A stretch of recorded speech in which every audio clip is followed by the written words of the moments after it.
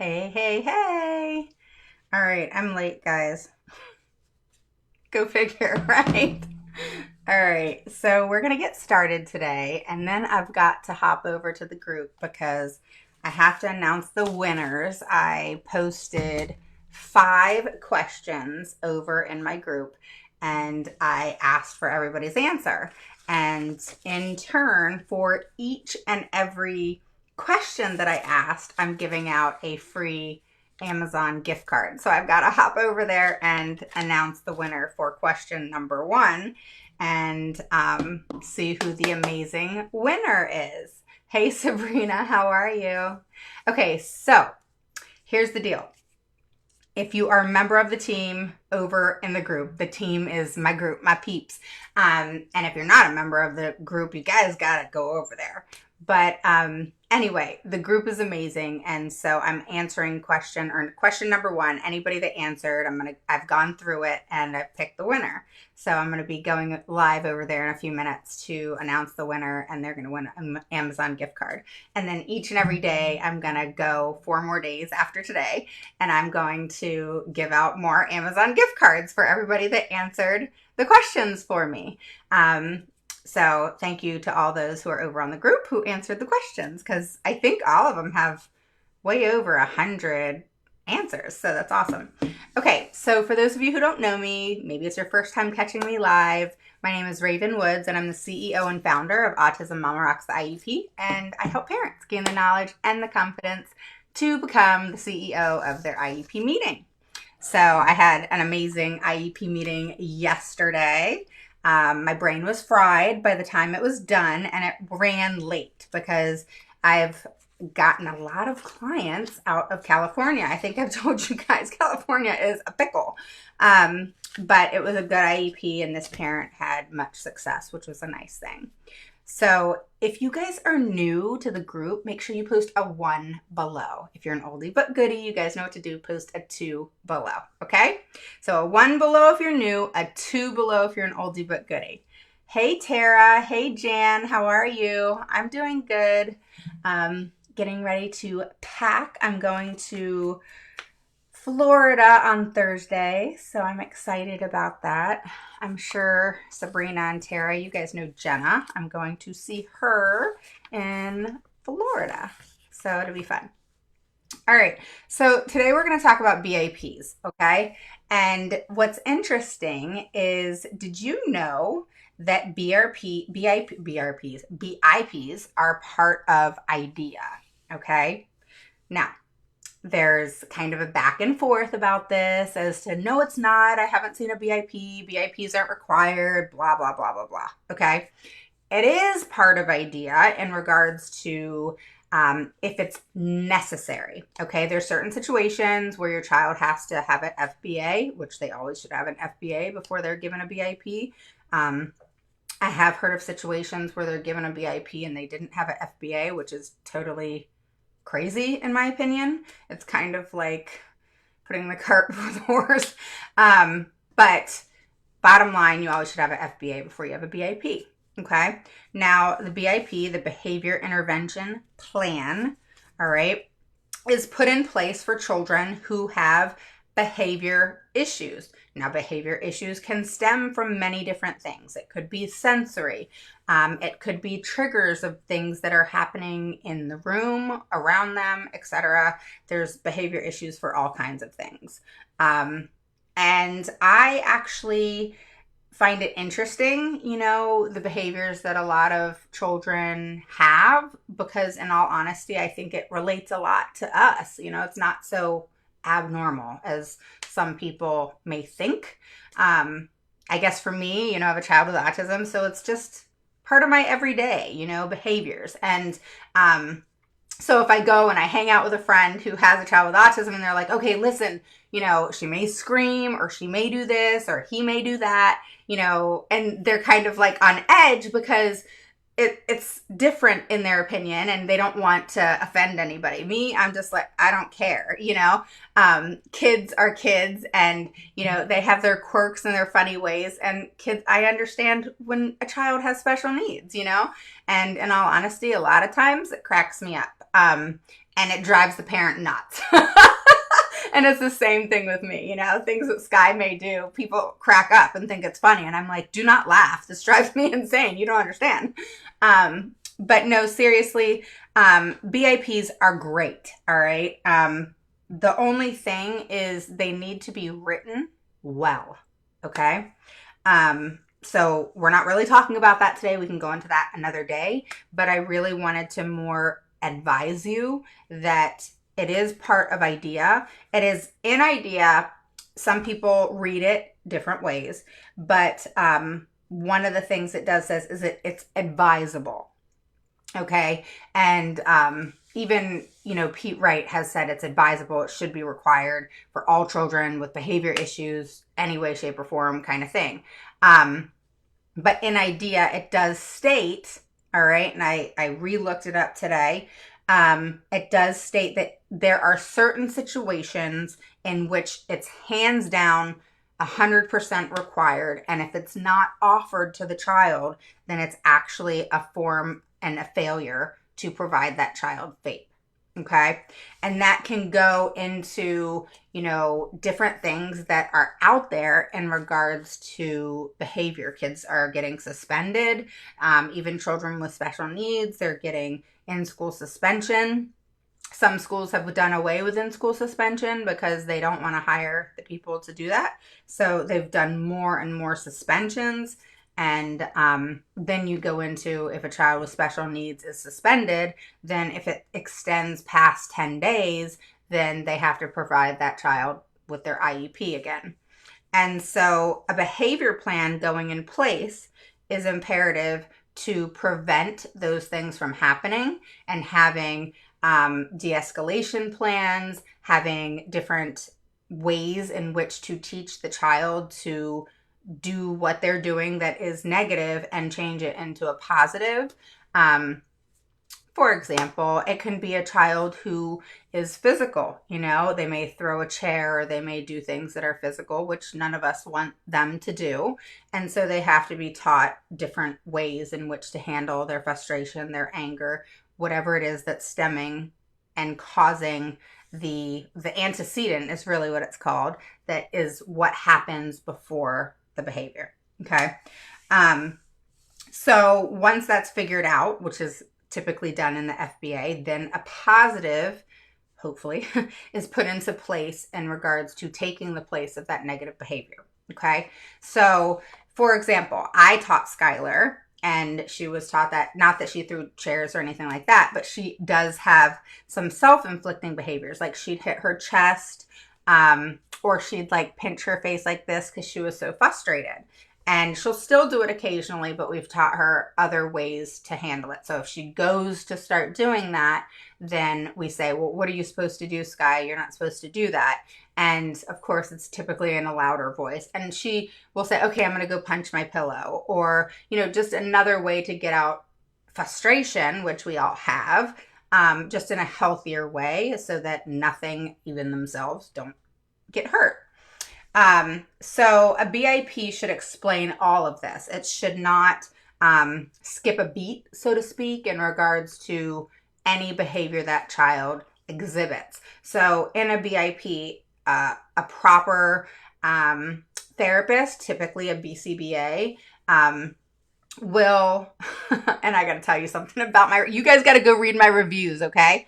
There's a guy that put, I got to tell you about this because I didn't even know how to like respond to it, because for myself, I'm pro ABA, but when I talk to you guys, I'm totally getting off thing, but you guys got to go read it because it cracked me up. Okay. So what did he say? He didn't advise me because I was pro ABA. And then he posted this link about ABA and negative stuff about ABA. Okay. So I was like, okay, cool. Awesome. But what was funny is I responded, and I normally don't respond to stuff like this because to each his own.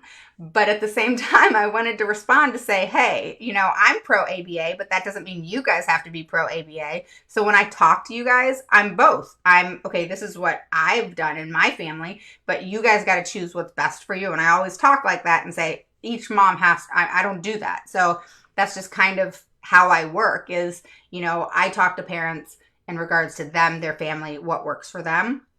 I'll say, hey, we've done this or I've done this, but it has nothing to do with what that parent does. Okay? I personally have had success with ABA. Do I think it works for everybody? No. But what in life does? Okay? It's kind of like we all wear typically different size clothes. Things are different for everybody. So am I going to talk negatively about ABA when it has worked for me? No. But am I going to say anything to anybody who doesn't do it? No. I don't care if they do it or not. That's all about you. You guys have to choose the right therapies and the right practices and all those things that you want to do for your kids. There's so many things that you could bring out. And I'm just going to say this straight up. There's so many things that you can bring out when it comes to disability and special needs. And there's so many different ways that you can offend people because we're sensitive, even myself. We're sensitive when it comes to our kids. We're sensitive with everything that's going on. And, are you going to step on people's toes every once in a while with something that you say? Sure. But the thing is we all have opinions. And guess what? It doesn't matter if you agree with somebody else and what they do. I mean, you guys should see, have you guys ever seen, and you guys are moms, so you get it. All right. Have you ever seen, like a mom on one of the parent, pages, and they nursed their child till they were 2 or something. All right. And everybody's got an opinion about it. Everybody. And in my mind, I'm thinking, why do you care? Did it affect you? Did it change something in your life that you have to make that parent feel like dirt because you don't like that? Or you have some sort of thought process that should change their thought process? That's the stuff I don't get. In my mind, it's like, be nice to everybody. If it doesn't affect your world, leave it alone. Don't be mean. If anything, say something positive, and I bet you'll find out why she does it. Because you were positive and you cared and you showed empathy versus negativity, because you get a lot farther when you actually care about somebody, and you actually learn a lot more if you just care a little bit, And one thing I've noticed too is, people that are judgmental like that, like this guy obviously judged me because ABA works for me. Or works for my child. I mean, it's like, am I not supposed to do that because it worked for her? It's weird, So let me know y'all's thought process. I'm just curious because it was just weird to me that like he went up and put a review, but it really wasn't a review because he didn't say anything about me. He just posted a link about how negative ABA could be. It was weird. So anyway, I hope you have, a good non-ABA life, and I think that's wonderful for you. All right, so we're going to get going.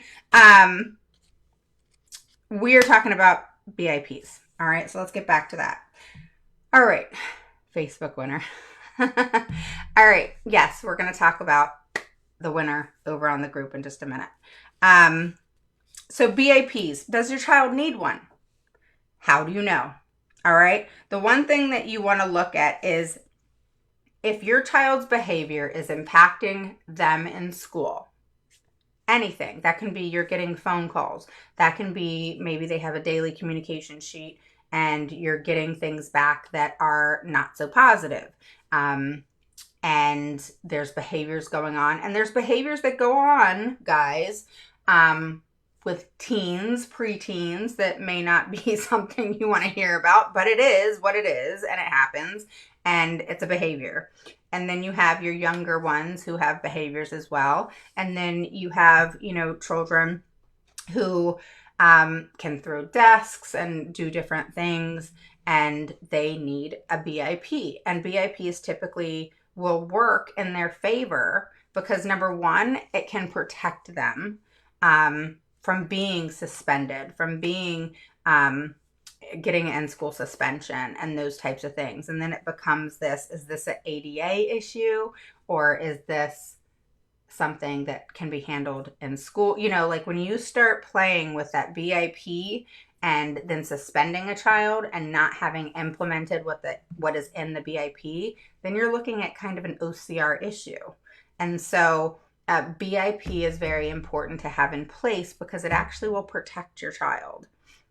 And again, is it required for all children with special needs? No. But in idea, it is required for certain students with exceptional behaviors that, hands down, there's no question that they need a BIP. All right. And that's typically self-inflicting behaviors, physical behaviors where they're throwing desks and other children could be in danger because they were just in that area of where that chair was flying, and not necessarily that the child was throwing the chair to hurt another child. They were just throwing the chair. And so a BIP can be put in place.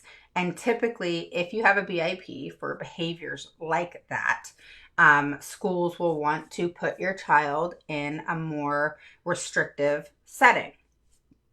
Now, there's a lot of argument that goes with that. I tend to go both ways with it because I think that if you take a child who already has severe behavior issues and put them in a restrictive environment, you could actually enhance those behavior issues. All right? You can enhance those behavior issues because, and I've heard this a lot from parents, and it is true, children mimic what is in their environment. Okay, that just like moms and dads, you say something when you got a 2 and 3 year old, and what happens? It comes out of their mouth, right? So same thing with children with special needs, and all children, they mimic what they see and what is going on around them. And so if they're in a restrictive environment, and if there's children who have even more behavior issues, you're basically taking a child with behavior issues and throwing them into the jungle because those behaviors are going to now enhance. Now, that can back up and be the complete opposite, where you take a child who has severe behavior issues, you put them in a more restrictive environment, and they actually flourish because they needed that restrictive environment. So you see, you got to play with it just like you play with the IEP, because it can go either way, and all children are different. So you have to figure out what's going to work for your child. But you obviously want to make sure that other children are safe, and you also want to make sure that your child is safe.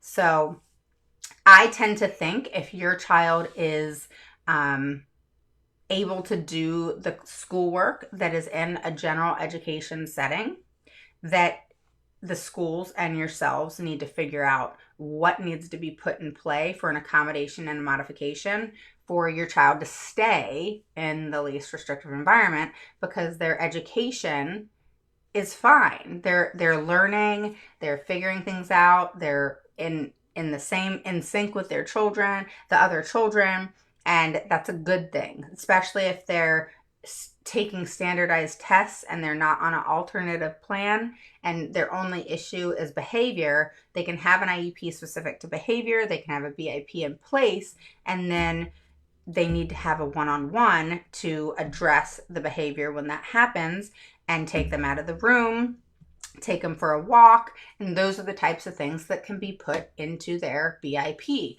That is a form of de-escalation. Something heightens, something's going wrong, it's not a good time to keep that child in that class. They need to be picked up and removed from the class. Let's go take a walk. Let's calm down. Let's get our sensories back in order.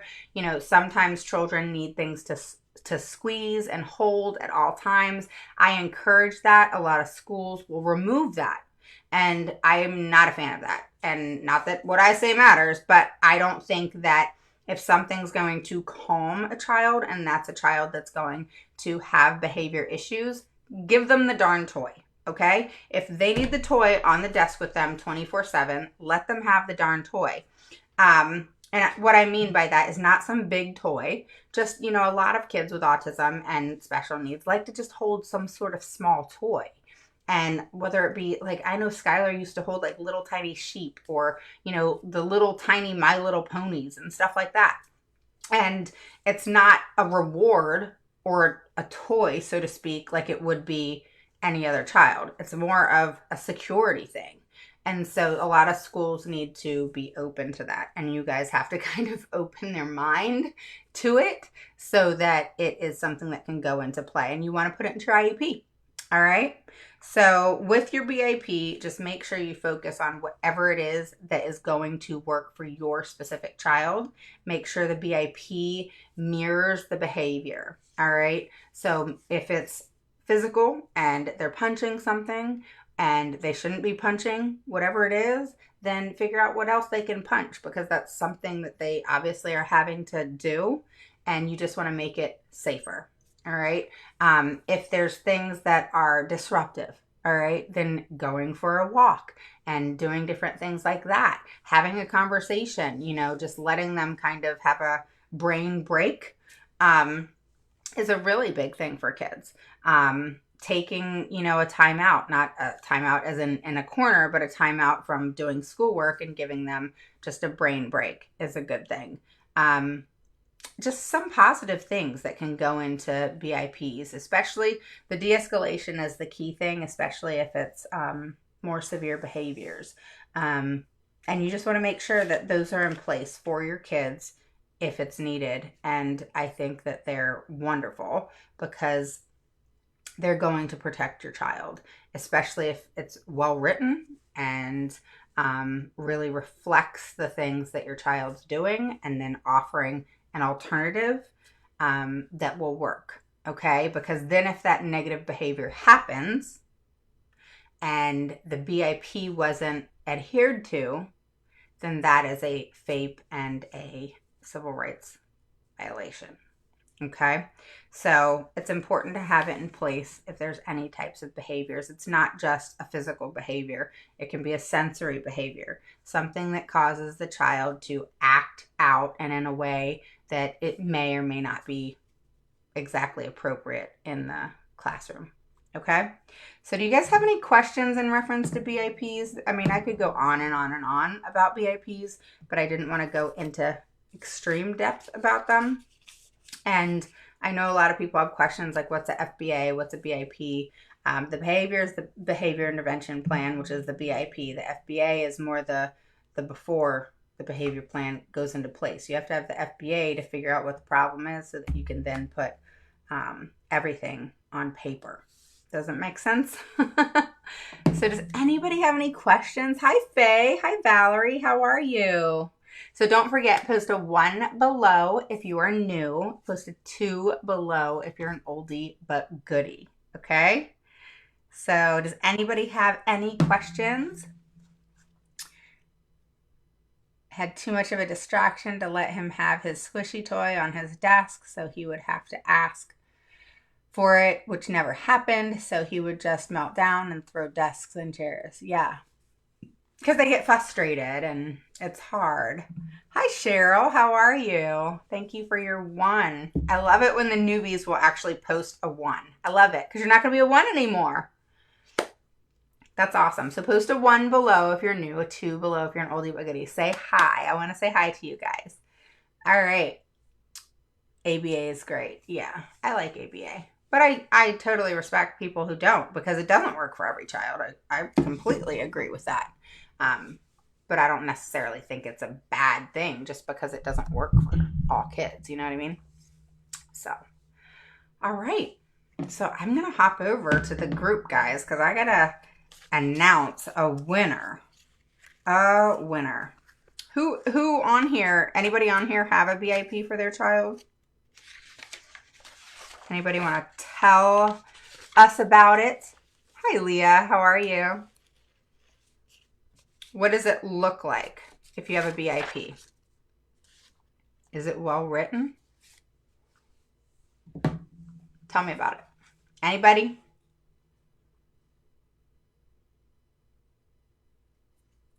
Hi, Jan. How are you? I know I got to get back to you. I didn't forget.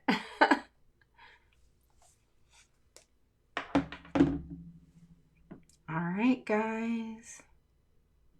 Anybody have a BIP? Anybody? And there's good and bads, people that have had good and bad BIPs. But I think if it's a well-written BIP and everything's taken into consideration, it's a good thing, So you want everything taken into consideration. And then the other thing that's cool about BIPs is it's just like the IEP, but fight you. They might not fight you as bad. Is when you have a BIP, if there's a new behavior, because you guys know that happens all the time, or a behavior go away, you can always add and take away to a BIP. You don't have to redo the whole thing. Hi, Debbie. How are you? Faye says, my daughter will have a BIP this coming school year. Awesome. And make sure that it's well written. Well written. It's all about that wording. I would have a BCBA write it, hands down. A BCBA should do FBA, and a BCBA should do the BIP. And in some states, it's called a PBIP. The other thing is, the schools sometimes will say, oh, no, our psychologist does it. I don't necessarily agree with that. I don't think it's horrible, but a BCBA is a board certified behavior analyst. Their specialty, what they do is behavior, okay? They do behavior. They are the behavior person. And they don't all just do ABA, okay? So BCBA is specific to behavior. They are the behavior people and the data people, all right? I don't think I've ever seen someone take data as well as a BCBA or a BCABA. So I always say a BCBA should do your FBA and write your BIP. Okay. And then the school then implement it. So whether you go on the outside and get, say, an IEE and have an FBA, and then a BIP is put in place and then the school implements it and takes it, fine. Or have the school bring in, or if they have a BCBA, have them do it, and then it can be implemented in the school. Okay. My daughter's BIP looks like it was taken from somewhere else because here in CA, even a SPED teacher can do BIP. Oh, I've had 7 IEPs in the past month in California. California is awesome. Awesome. Awesome. Not. Just kidding. They're horrible. Horrible. I will say that straight up. California, if you have a child with special needs, get the hell out of California. It's horrible. Horrible. The worst state. The worst state. All right. I just actually had a IEP yesterday. But she got her speech. That was a good thing. That was a good thing. Yeah. So, and then I have another California case coming up as well. So yeah. California seems to be the state. So, yeah, lots of issues out there. Lots of issues. So, what area do you live in, Faye? Like, I've done LA. What is this other? I'll have to look up all the different. I've done so many different areas all over California. All over. So, it's pretty crazy. So, good luck. I'd love to know if you're in one of the counties I've done, Faye. Love to know that. Because I probably know a lot of the team, at least the administration, or they know me. Let's just say that. They definitely know me. I don't think they're fans. I'm okay with that. I'm okay with that. I'm not there for them. All right. So if you guys have any more questions, post them below. Kings County. Where's that?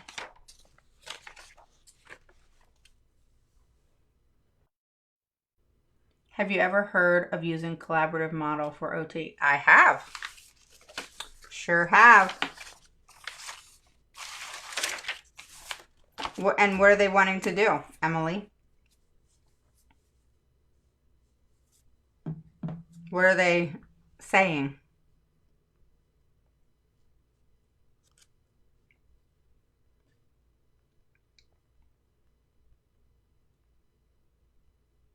I'm waiting for Emily. She's talking about collaborative OT. Here, I'll pull up her question. So you can see her question. I think that's a great question. So hopefully she responds and we get to talking about that for a second because that's an awesome question.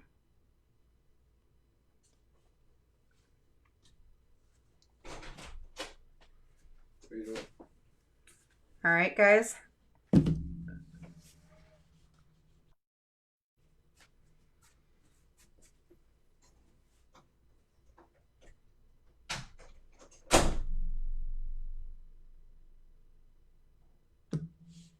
All right, not sure if she's still on here. So we'll X that out. All right. Hi, Christina. How are you? Oh, there she goes. I had his meeting earlier and he got everything I wanted except OT one-on-one. Oh, so one-on-one OT? So what are they doing? Because there's different ways in which to do collaboration. So are they saying, hey, we're going to send the OT in, she's going to talk to the teacher? Right. So how is that going to look, the collaborative model? It can look different ways. Like they can even do it where they say, oh, we're just going to have the teacher come in and she's going to show the OT is going to show the teacher what to do so they can collaborate, and then the teacher implements it, which is horrible. It's the stupidest thing ever. Now that combined with one-on-one makes sense. They said they're working with the teachers and training them how to work with my son and doing a one-on-one session. See, yes. So that's what I just said. So a lot of times collaboration, what they mean is, oh, let us give you, I think it was like 600 yesterday that it said on the paper. Bullshit. You're not going to that classroom 600 hours a month. Yeah, okay. I'm going to come and sit in the classroom and I'm going to wait for you to come in and out for 600 hours a month because I call bullshit on that one. And I said, you need to remove that number because we all know here on the team that that is not true. Okay. And so the thing is you need to deny that. Okay. Because there's no point in it. None. How is the OT going in to talk to the teacher without one-on-one? All right. How is the OT going in to talk to the teacher going to benefit your child? It's not. The teacher has 32 something kids. She doesn't have time to give your child one-on-one attention. She doesn't. That's just the flat out truth. So a child who needs one-on-one, they need to either have a one-on-one or they need to be in a more restrictive environment. They shouldn't be in a more restrictive environment because that's against the law. All right. Unless you want them in a restrictive environment, which is fine. Then you put them back into LRE or keep them in LRE. And so what has to happen? The school has to actually provide what's needed and appropriate for that child in that setting. So that means if they need a one-on-one, if that means they need anything else, if they need a great big cooler because they need something put into the cooler in that classroom, that has to be put in play. No joke. All right. Not necessarily has to be at the nurse. Okay. Unless it's unsafe. And so as far as collaborating, I think that's great. So for example, let's go back to the BIP, all right, or the BIP, all right? And it's the same thing, Emily, as far as the OT collaboration. Collaboration is collaboration. And what that means is X teacher talks to Y teacher. Hey, let's try to work this out so that you can help the child. I'm going to tell you, I mean, how does an OT, I'm just going to be honest with y'all, all right? I'm not saying that the teacher can't do it. I'm saying, why would the OT go spend her time telling the teacher what to do with your child when she could take that time and work with your child? Huh. How amazing would that be? Why? And I've said that in an IEP meeting. Why waste the time teaching the teacher for an hour a week when you can take the child for an hour a week and then the teacher can do her job? How about that? Right? So give the child the 1 hour a week of collaboration, one-on-one, and then let the teacher, gen ed teacher, teach. The gen ed teacher became a gen ed teacher to teach that, not OT or speech. Okay? So we got to respect those gen ed teachers and what they do. Special ed teachers do what they do. That's why they're two different ends of the spectrum. Special ed teachers deal with special education, and it's a whole different ball game than the gen ed setting. Completely opposite. All right. And then the schools are doing this whole collaboration thing. And sometimes it's positive. Okay. So if your child is already in one-on-one speech or one-on-one OT or PT, dance therapy, music therapy, I don't care what it is. And they have that one-on-one, and then in their IEP it says, so many times a month, twice a month or whatever, the OT, PT, speech, whoever goes and collaborates with the teacher. That's perfect. Because what that is, and then giving them some sort of write-up and, data as far as, okay, this is what I'm doing in speech. This is what's working. This is what's not working. Okay? Then the teacher knows, okay, this is what they're doing in speech. This is what's working. This is what's not working. Keep it simple, though. They need to keep it simple. This is what's working. This is what's not working. What's working is what they're working on. What's not working is what's not working. And then they're able to implement that in an easier way to not stress out the teacher and for her to be able to teach and then put in and incorporate what works for that child. And typically, what accommodation that teacher is now making for that one child actually helps all the children. A lot of times, accommodations work for all children. So it may be given to the child that has special needs and for the child that has special needs within the classroom. But I'm sure a lot of gen ed teachers on here would agree with me that it actually works for most of the kids. It's actually a good thing for all of them. But this whole collaboration thing of, I'll give you 300 hours a week or whatever it is to go collaborate with the teacher. No, take those 300 hours and give it to my kid versus waste your time talking to the teacher when she needs to be teaching her subjects, not learning OT, or she would have gone to school to become an OT. That's just my thought process. I don't believe that other than implementing the work that the OT is doing to help support what the OT is doing, that's wonderful. It's kind of like, hey, how are you, Stephanie? It's kind of like, when us parents will say, hey, tell us what you're doing so that I can also do it at home. What's that called? It's a parent stepping in and saying, hey, I want to support you. I want to do it at home too so that, they get better and they improve, etc. Right? That's the same thing that a teacher should be doing. All right. But that's it. The school's not coming to you and collaborating so that you can become an OT. So it's one of those things where there's this fine line of understanding that needs to happen. This whole collaboration thing is a cop-out, in my opinion, because it's a way for the schools to almost get out of providing services, accommodations, and modifications for our kids, which, by the way, my course was given a sneak peek today. I gotta share this with you guys. All right, so maybe you can see it. This is kind of one of the head pages. Can you guys see that? So the course is coming. It's going to be out. I'm thinking in like a week. So I'm excited about it. It is the Service Accommodation and Modification mini course. And it's me on video. And you get a huge workbook. And you learn it all about services, accommodations, and modifications. Specifically. All right, guys, it's getting late and I have to hop over to the group really quick and announce a winner of my question number 1. They are going to win a Amazon gift card. So I have to go and announce that. So if you are a member of the group, come and join me over there. If you responded to the 1 through 5 questions that I posted each day, then you may win. All right.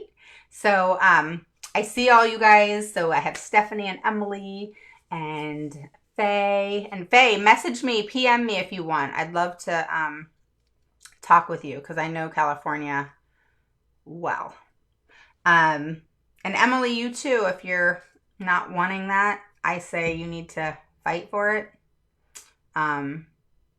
Yeah, I would definitely fight for that. And Christina, hello, hello. And then there's Debbie, and we have Leah, who is new, which is awesome, and Cheryl. So make them feel welcome, guys. And Tara, of course. And then we have Sabrina and Jan. So you guys, I'm so glad you guys mentioned that you were here. I appreciate you guys. And I will be coming live tomorrow because with serious content. Today was kind of my tip of the week. All right. Normally I go live on a Monday, but yesterday I had an IEP that I was attending in California and the time's different. So it went late for me. Okay. And so I didn't want to come live, but definitely catch me tomorrow. I will have live. Tomorrow is like the content night because Thursday I will be driving to Florida. So I might go live in the car. You know, I'll be half dead driving 14 hours. Anybody else drive from like DC metropolitan area to Florida?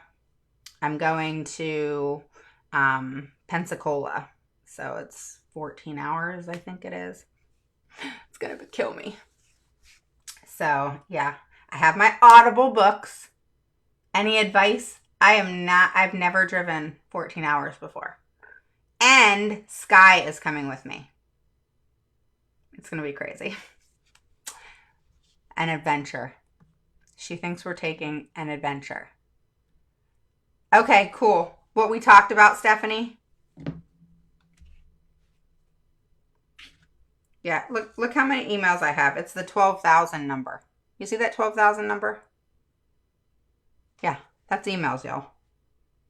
Pretty crazy. All right. I will see you guys tomorrow night. Tomorrow night's content night. So catch me live tomorrow night, and I will see you tomorrow. And I'm hopping over on the group. So if you want to come on over to the group, I'll talk to you over there. All right. Bye, guys.